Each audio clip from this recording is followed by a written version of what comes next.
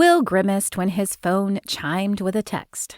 Probably his assistant telling him about a new meeting on his schedule tomorrow. Brilliant. Just what he always wanted. Another meeting. It would be hard to pick what he hated most about being a barrister.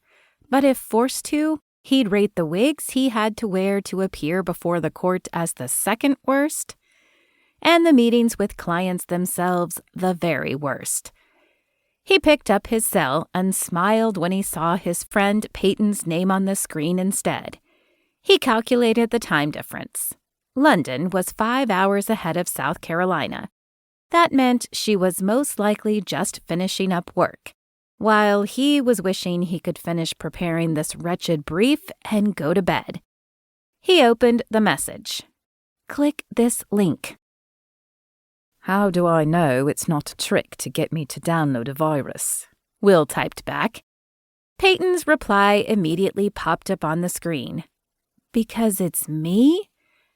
Prove it's you, Will responded.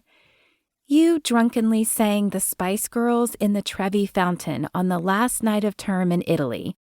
Will grinned. I'll click the link, he texted. He laughed when it led him to a news story about a hurricane named Bianca forming off the American coast. He opened a video call with Peyton. Very funny, he said when she answered. I didn't name the storm after your ex-girlfriend, she protested, grinning at him. Although if the National Weather Service had consulted with me, I'd have told them to go with Bianca. On the way home? He asked, noting he'd caught her in her car. Currently parked, but no, about to head out to Magnolia Bay to check on our place. My family has a weekend home, and I want to make sure it's storm-proofed. Our neighbor usually keeps an eye on the place while we're gone, but he's elderly, and I don't want him to have to worry about his place and ours too. He glanced at the link she'd sent him again, only now noticing that the storm was currently off the eastern Atlantic coast. Are you in any danger? He asked. Not currently, she said. It's heading more for the Georgia-Florida line. I'm just taking precautions. I'll head back into Charleston once I've got our place secured. How far is it? He asked. Can you get in and out quickly? It's only a half hour from here, she said. There's no rain yet, and the roads are pretty clear. Folks already wiped out the grocery shelves, and now they're hunkering down. Why aren't you? He asked. Can't one of your brothers check on the place? He winced as soon as he said it. Sexist much? She asked with a laugh. Why is it more their job than mine? You're right. Apologies. Let me rephrase. How did hurricane proofing fall to you?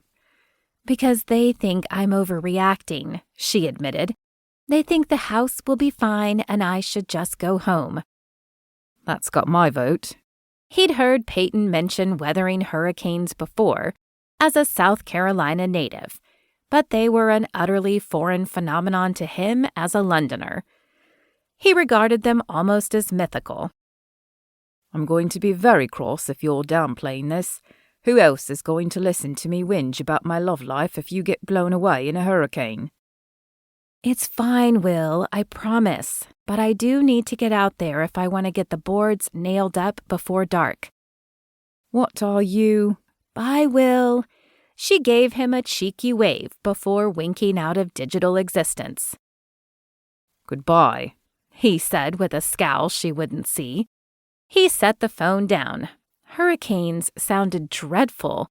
How could she be so flippant about one spinning toward her?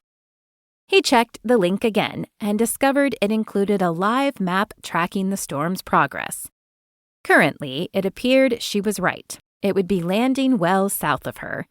But he refreshed for the next couple of hours just in case.